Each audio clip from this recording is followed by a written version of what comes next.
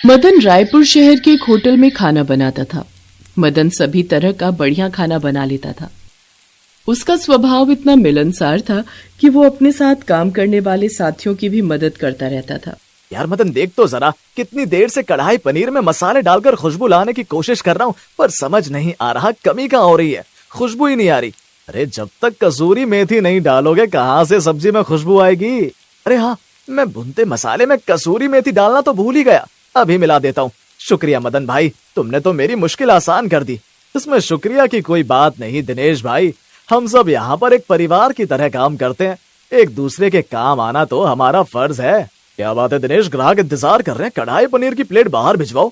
मदन, 8 देसी रोटी भिजवाओ जरा। इसी तरह मदन होटल पर काम करके अपने घर परिवार को चला रहा था। परिवार में पत्नी प्रेमा और 2 बच्चे गगन और रूही थे। मदन महीने के 15,000 रुपए कमाता था, जिसमें घर का किराया, खर्चा पानी सब निकालना पड़ता था। सब कुछ ठीक चल रहा था। प्रेमा, ये लो, ये मकान का किराया और राशन के मिलाकर पूरे 7,000 रुपए तुम अलग रख लो।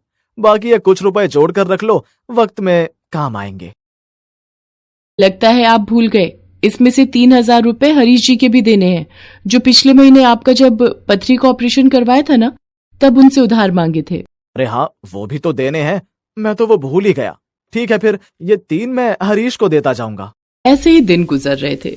मदन रोजाना की तरह ही मेहनत और ईमानदारी से अपना काम कर रहा था। पर एक दिन जब वो होटल पहुंचा तो उसने देखा कि वहां का मालिक होटल को एक बड़े आदमी को बेच रहा है। ठीक है लोकेश जी, फिर आपको जैसा ठीक लगे हम जल्दी से जल्दी आपको यह होटल खाली करके दे देंगे। मालिक, आप ये होटल बेच रहे हैं? पर क्यों?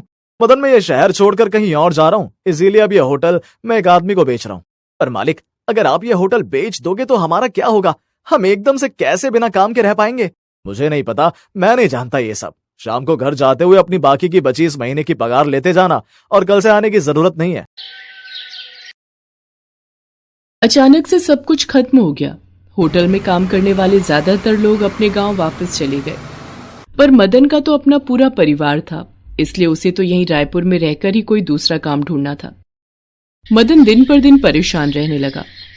मदन दूसरे काम की तलाश करने लगा। एक दिन मदन अपने दोस्त के घर गया तो वो उससे बोला, मदन भाई, वैसे तुम अपना होटल भी तो खोल सकते हो। तुम्हें तो होटल चलाने की अच्छी खासी समझ है। सूरज, होटल बनाने के लिए पैसे बहुत लगते हैं। होटल बनाना आसान बात थोड़ी है। हाँ, सारी बात पैसों पर ही तो आकर रुक जाती है। चला, एक एक प्याली चाय पीकर आते हैं। मदन अपने दोस्त के साथ चाय पीने चला जाता है। तभी उसकी नजर एक पुराने रेल के डिब्बे पर पड़ती है, जिसमें उसने देखा लोगों ने चाय की, खाने की छोटी छोटी दुकानें बनाकर रखी हैं। मदन कुछ सोचने लगा और वहां से सीधा घर गया। अरे, तुम ये पुराना ऑटो रिक्शा क्यों निकाल रहे हो? कहीं तुम पैसों की तंगी से इसे बेच तो नहीं रहे? ये तो ससुर जी की आखिरी निशानी तुमने हमेशा से संभाल कर रखी है। ऐसा मत करो, इसे मत बेचो। प्रेमा, चिंता मत करो, मैं बाबूजी की निशानी को नहीं बेच रहा, बल्कि आज बाबूजी की निशानी ही मेरे काम आएगी, मेरा सहारा बनेगी। मैं इस ऑटो में ढाबा खोलूंगा, अपना ढाबा। पापा, ऑटो रिक्शा ढाबा, ये तो बहुत सुंदर बनेगा। पापा, ये तो बहुत बढ़िया आइडिया है। आपके दिमाग में ये सब कैसे आ गया? इस पुराने ऑटो में ढाबा कैसे खुल सकता है? ये ऑटो तो चलता ही नहीं है। प्रेमा, आजकल लोग पुरानी गाड़ियों और बसों, रेल के डब्बे, यहाँ तक कि हवाई जहाज में भी होटल बना रहे हैं। मैंने तो सोचा कि बाबूजी के ऑटो को भी हम एक ढाबे का रूप दे देते हैं। मैं इसे बिल्कुल एक ढाबे की तरह बनाकर तैयार कर दूंगा, पर मुझे इसके लिए सामान की जरूरत होगी। वो कहाँ से लाऊं, यही सोच रहा हूँ। उधार कोई पैसे देगा नहीं। सूरज भी रोजाना की कमाई से ही गुजारा करता है, उससे मांग नहीं सकता। रुको, मैं अभी आई। प्रेमा अंदर जाकर कुछ देर बाद वापस आती है। उसके हाथ में सोने की एक अंगूठी थी, जिसे वो मदन को देती है और बेचने के लिए कहती है। पर प्रेमा, ये अंगूठी तो तुमने पैसे जोड़कर खरीदी थी, ये मैं कैसे बेच सकता हूँ? सुनो जी, मेरा असली गहना तुम और बच्चे हो। तुम्हारा काम चल गया तो बहुत गहने बना लूंगी। जाओ, देर ना करो, इसे बेचकर ऑटो रिक्शा ढाबा की शुरुआत करो। कहते हैं मुसीबत में पत्नी का साथ पति के लिए एक ढाल से कम नहीं होता। मदन कुछ ही दिनों में अपना ऑटो रिक्शा ढाबा तैयार कर लेता है, खुद का ढाबा। ऑटो रिक्शा ढाबे का नाम सुनकर लोग वहां आने लगे और मदन के ढाबे का खाना भी बहुत स्वादिष्ट था। प्रेमा भी ढाबे पर मदन के काम में हाथ बटाती थी। मदन ने अपने दोस्त दिनेश को भी गांव से बुला लिया। मदन के ढाबे पर धीरे धीरे ग्राहकों की भीड़ लगने लगी। उसके पिताजी की निशानी ऑटो उसके काम आ गया और मदन को रोजगार मिल गया। कहते हैं जब एक रास्ता बंद हो जाए तो भगवान दूसरा रास्ता अपने आप खोल देते हैं। बस जरूरत होती है विश्वास और खुद में जज्बे की। नदी के किनारे कुछ छोटे गांव बसे थे। वहां हर दिन बाजार लगता था, जहां पर लोगों की भीड़ लगी रहती थी। उन्हीं गांव में से एक गांव माधोपुर भी था, जहां दिनेश नाम का एक व्यक्ति अपना छोटा सा ढाबा चलाता था। पर कुछ दिनों से दिनेश बहुत परेशान था। उसका ढाबा चल नहीं रहा था। मालती, हम रोजाना ढाबे पर मेहनत से खाना बनाते हैं, पर हमारे ढाबे पर अब आमदनी होनी बहुत कम हो गई है। पता नहीं माधोपुर गांव के ज्यादातर लोग शहर जाकर बस रहे हैं। अब भगवान जाने हमारा ये ढाबे का काम कब तक चलेगा। चिंता तो मुझे भी हो रही है। आगे वर्षा की शादी करनी है। सूरज भी कह रहा था आगे की पढ़ाई वो शहर जाकर करना चाहता है। कल ही वो इस बारे में बात कर रहा था। दिनेश और मालती की सारी बातें सूरज सुन लेता है। वो बहुत उदास हो जाता है और नदी के किनारे जाकर बैठ जाता है। उसकी आंखों में आंसू आ जाते हैं और वो रोने लगता है। माँ और बापू कितने परेशान हैं। मैं ऐसा क्या करूं जिससे उनकी तकलीफ कम हो जाए। वो बेचारे चिंता में कितने परेशान रहने लगे हैं। हमारा ढाबा बंद हो गया तो हम क्या करेंगे।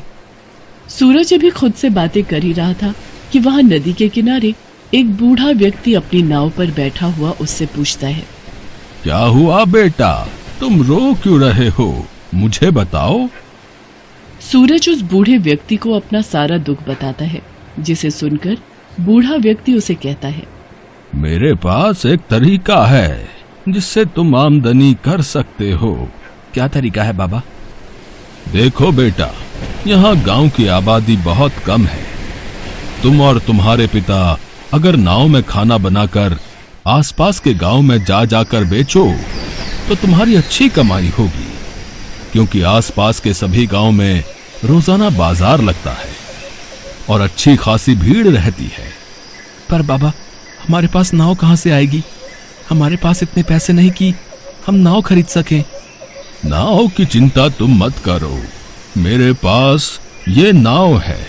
इस पर ढाबा खोलकर तुम बदले में मुझे इसका किराया दे दिया करना। वैसे भी मैं बहुत बूढ़ा हो गया हूँ, अब मैं नाव नहीं चला पाता। ये तुम्हारे काम आ जाएगी।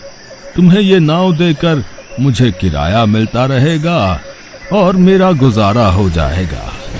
हाँ, ये ठीक रहेगा बाबा। मैं अभी जाकर अपने बापू से इस बारे में बात करता हूँ। आपका बहुत बहुत धन्यवाद।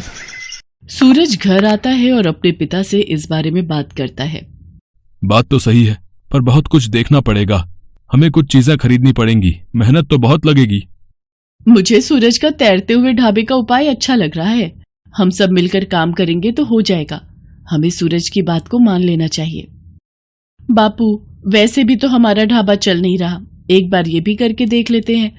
शायद भगवान की कृपा से हमारा नाव पर बना ढाबा चल पड़े। ठीक है, तुम सब अगर यही चाहते हो तो हम ऐसा ही करेंगे। सूरज बेटा, तू मेरे साथ बाजार चल। हम नाव के ऊपर ढाबा बनाने का कुछ जरूरी सामान खरीद लाते हैं। दिनेश और उसका परिवार मिलकर नाव पर ढाबा तैयार करते हैं। मालती और वर्षा तरह तरह के भोजन बनाकर तैयार करती हैं और सब कुछ उस व्यक्ति की नाव पर रख देते हैं। फिर वो एक गांव में खाना लेकर पहुंचते हैं। गांव के बाजार में लोग घूम रहे थे। नदी किनारे नाव पर बना ढाबा देखकर लोग हैरान रह जाते हैं और वहां आकर खाना खाने लगते हैं। अरे वाह, नाव पर ढाबा है। ये तो बहुत बढ़िया और साफ सुथरा दिखाई दे रहा भाई है। वैसे क्या क्या है खाने के लिए इस तैरते हुए ढाबे पर है। पनीर बटर मसाला, मटर पनीर, पालक पनीर, रायता, दाल तड़का, दाल मखनी, लच्छा पराठा, तंदूरी रोटी और भी बहुत कुछ मिलेगा हमारे ढाबे पर, और वो भी सस्ते दामों पर, गर्मा गर्म। हमारे ढाबे की स्पेशल थाली खाइए, उंगलियां चाटते रह जाएंगे। लाओ भाई लाओ, फिर तो 2 थाली हमारी लगा दो भाई हैं। दिनेश के ढाबे का खाना खाकर सचमुच ग्राहक बहुत खुश हुए। दिनेश उसके बाद दूसरे गांव के लिए अपनी नाव लेकर चल पड़ा। सुबह से शाम तक वो अपनी नाव को लेकर अलग अलग गांव में गया और उसने वहां अपने परिवार के साथ मिलकर खाना बेचा। पहले ही दिन उनकी अच्छी कमाई हो गई। मालती, सचमुच आज हमें 5000 रुपए का मुनाफा हुआ है। गांव में बने हमारे होटल पर तो हफ्ते भर में भी इतनी कमाई नहीं होती। ये सब मेरे प्यारे भैया सूरज के कारण ही हुआ है। हाँ बेटा सूरज, अब हम नाव पर ही खाना बनाकर बेचेंगे। बापू, आप ही तो कहते हो कड़ी मेहनत एक दिन रंग जरूर लाती है। अब हमें रोजाना कड़ी मेहनत करनी होगी ताकि हम और आमदनी कर सके। वैसे भला हो उन बूढ़े बाबा का, इन्होंने हमारी इतनी सहायता की। आप एक काम करो, सूरज के साथ जाकर आज उन्हें किराया दे आओ। ठीक है मालती, तुम वर्षा के साथ घर जाओ, तब तक मैं उन बाबा को किराया देकर आता हूँ। दिनेश सूरज के साथ उन बूढ़े बाबा को किराया देने चला जाता है। दिनेश अब रोजाना ही एक गांव से दूसरे गांव के बाजार में जा जाकर खाना बनाकर बेचने लगा। उन्हीं के गांव में रहने वाला मोहन नाम का एक आदमी दिनेश की सफलता से जलता था। एक दिन दिनेश जब बूढ़े व्यक्ति को नाव का किराया देकर उनके घर से बाहर निकला तो रास्ते में मोहन उसे मिल गया। और मोहन भैया कैसे हो? मैं ठीक हूँ। कैसा चल रहा है तुम्हारा ये नया होटल? भगवान की कृपा से अच्छा चल रहा है भैया। ये दिनेश इतना खुश कैसे हो सकता है? ये मेरे से ज्यादा अमीर नहीं हो सकता। मैं ऐसा हरगिज नहीं होने दूंगा। मुझे इस दिनेश का कुछ करना ही होगा। एक दिन दिनेश के जाने के बाद मोहन उस बूढ़े व्यक्ति के पास गया और उनसे बोला, मैंने देखा है कि दिनेश तुम्हें इस नाव का किराया बहुत कम देता है। अगर तुम और ज्यादा पैसे कमाना चाहते हो तो मैं तुम्हें उससे दुगना किराया दे सकता हूँ। हाँ ठीक है, अगर तुम मुझे ज्यादा पैसे दे सकते हो तो कल सुबह आना और मेरी नाव ले जाना। क्या बात है, यहाँ सबने भीड़ क्यों लगा रखी है? लाओ बाबा, मुझे अपनी नाव दे दो। मैं दिनेश से ज्यादा किराया लेकर आया हूं। अब तो आप सबको सबूत मिल गया, ये मोहन कितना बेईमान है। हमारे गांव में रहकर ऐसे बेईमान लोग दूसरों के घरों को बर्बाद करते हैं। मुखिया जी, क्या आपको लगता है ऐसे बेईमान लोग हमारे गांव में होने चाहिए? क्यों रे मोहन, किसी की सफलता पर जलना क्या अच्छी बात है? हैं? तेरे जैसे इंसान को यहां रहने का कोई हक नहीं है। अभी के अभी इस गांव से भाग जा, या फिर इस गांव में रहना है तो सुधर जा, वरना अपने आदमियों से कहकर इस गांव से दूर फेंकवा दूंगा तुझे, समझा? नहीं नहीं मुखिया जी, मुझे माफ कर दो। दिनेश, मुझे माफ कर दो भाई। हैं, मेरे से गलती हो गई थी। अगर आप इस गांव से मुझे निकाल दोगे तो मैं अपनी बीवी बच्चों को लेकर कहाँ जाऊंगा? मैं आज के बाद दिनेश को कभी तक नहीं करूंगा, कभी नहीं। मोहन सबसे माफी मांगता है।